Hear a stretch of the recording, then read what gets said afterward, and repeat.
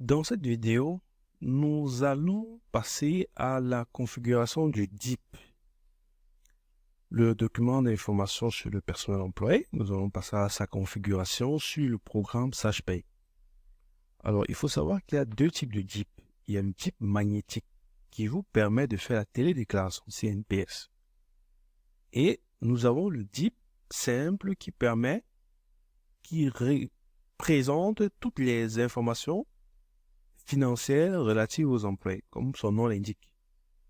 Donc, ici, nous allons créer le DIP simple, le document à imprimer. Nous n'allons pas créer le DIP magnétique. Si vous voulez savoir comment se crée le DIP magnétique, c'est une autre vidéo. Ici, c'est le DIP simple qui, à la fin de votre clôture, va récapituler tous les éléments concernant la paye du mois. Pour le faire, nous allons travailler sur le menu de la gestion avancée à modèle. Gestion avancée modèle. Ici, il y a plusieurs modèles, mais qui sont adaptés au contexte français. Ce ne sont pas les nôtres. Nous, si on veut notre DIP, nous allons donc créer un modèle. En faisant un clic droit, créer. Nous précisons bien liste. Le principe, c'est quoi? Le principe, c'est d'aller récupérer les informations de paye et de pouvoir tout imprimer d'un coup. Bon, j'ai trop expliqué, hein? Allons-y. Cette vidéo est assez longue, elle va prendre du temps, soyez très concentrés parce que moi-même lorsque je ne suis pas concentré, je fais des erreurs. Là, je vous invite vraiment au maximum de concentration pour cette partie. Nous sommes en train de créer une liste, on active donc un élément. Le premier élément du DIP, c'est quoi? C'est le nom. Donc, renseignement salarié, on cherche son état civil. État civil, je cherche son nom. C'est pas là, c'est plutôt dans les immatriculations. Voilà, immatriculation, le nom. Longueur, 40, 80 caractères, c'est trop long, on va mettre à 40. Non. Ensuite, prénom. On va mettre à 20. Ensuite, le salaire de base. Vous rentrez en arrêt en appuyant échappe, la touche échappe. Ou bien, si vous sortez totalement, vous faites encore nouveau ici. Pour récupérer son salaire de base, vous allez prendre rubrique de paie du salarié. Rubrique de paie du salarié. Montant salarial. Vous mettez la salle base. Vous précisez qu'il faut un séparateur de milliers. La longueur 10 caractères. Ici, au niveau de la rubrique, salaire de base. Donc, voilà ce que vous devez obtenir. Ensuite, l'IRPP. Toujours montant salarial. Mais ici, on précise montant salarial retenu, parce que ça, c'est des retenues. Montant salarial retenu, on met le millier. On précise qu'on ne veut pas de décimales. Ah oui, il faut aussi préciser les décimales tout à l'heure. Précédemment, je n'ai pas précisé, mais c'est pas grave. Je vais revenir. Longueur de caractère, 8 caractères. IRPP, je viens d'en choisir. L'IRPP là. OK. Après l'IRPP, les CAC. Séparateur de milliers, CAC. CAC, c'est pas souvent beaucoup de caractères. Mettons même 6 caractères. Pas de décimales. CAC. OK. Ensuite, la redevance audiovisuelle. RAV.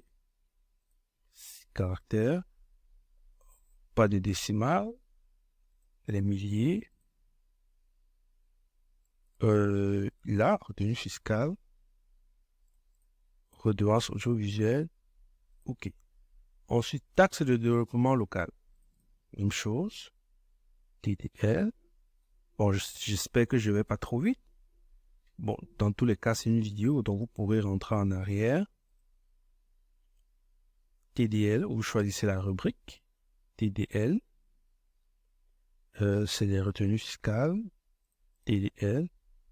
OK. Ensuite, le crédit foncier.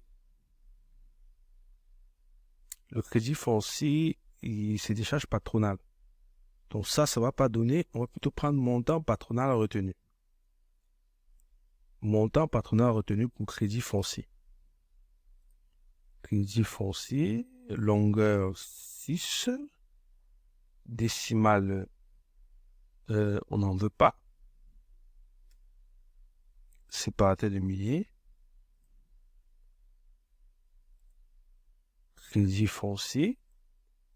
Et même chose pour le Fonds national de l'emploi.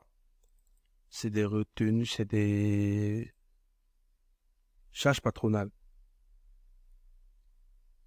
FNE. Longueur. 0. Milliers.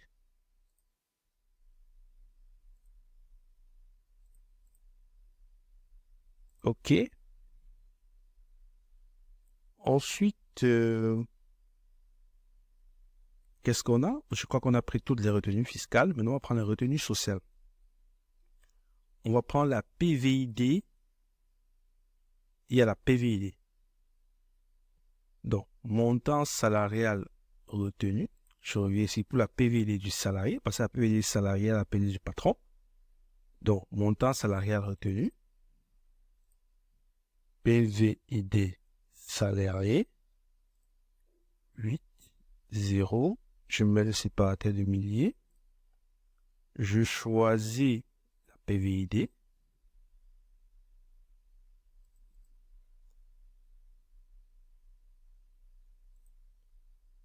C'est bon. Ensuite, maintenant, je prends le montant patronal.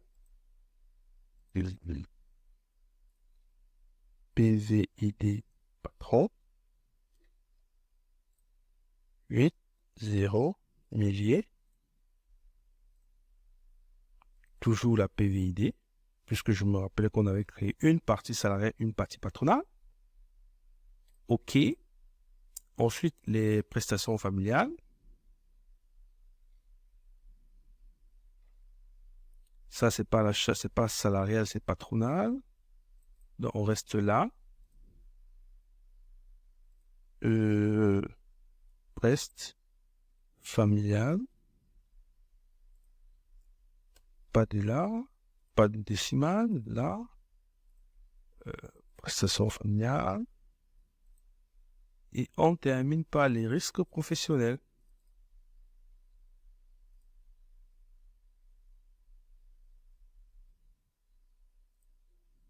8, 0, milliers. OK.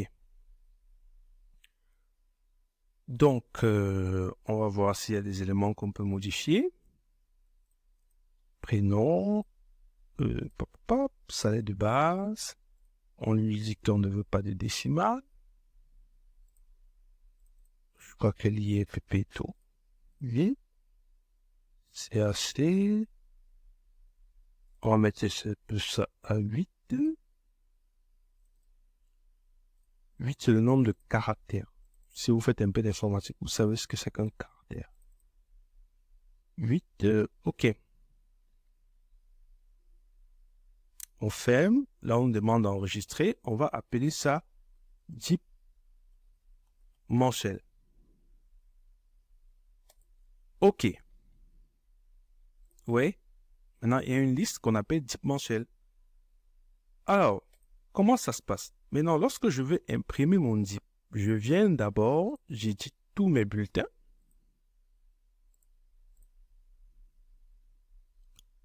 J'édite tous mes bulletins. Donc, je calcule les salaires, j'édite les bulletins. Ensuite, je viens donc imprimer le DIP. voulez faire gestion avancée, édition, vous avez le DIP, OK, OK, salarié traité dans la période, OK, aperçu avec impression, et voilà, vous voyez? Voilà le DIP. Mais malheureusement, là, je profite un peu avec vous. Malheureusement, ouais, il y a des montants qui n'apparaissent pas. Pourquoi? Et le DIP, toutes les rubriques que nous avons créées n'apparaissent pas. Ça veut dire quoi? Ça veut dire qu'au niveau de l'impression, on va chercher à lui demander d'orienter en paysage. Voilà. OK, là on voit mieux.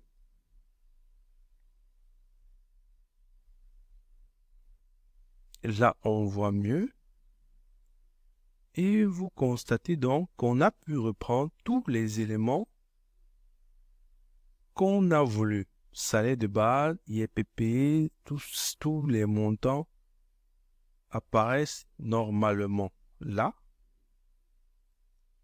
Donc, vous avez donc la possibilité, hein, si vous le désirez, de pouvoir rajouter d'autres rubriques. Par exemple, si vous voulez faire apparaître le salaire net, si vous voulez faire apparaître, je sais pas quoi, le salaire cotisable, en fonction des éléments que vous voulez faire apparaître, vous avez vu la procédure, il vous suffira juste de créer un élément supplémentaire. Si vous voulez modifier une liste qui existe déjà, gestion avancée, modèle, vous avez la liste, vous venez juste là et puis vous ajoutez un élément. Donc, dans cette vidéo, nous avons donc vu comment créer le DIP et comment l'éditer.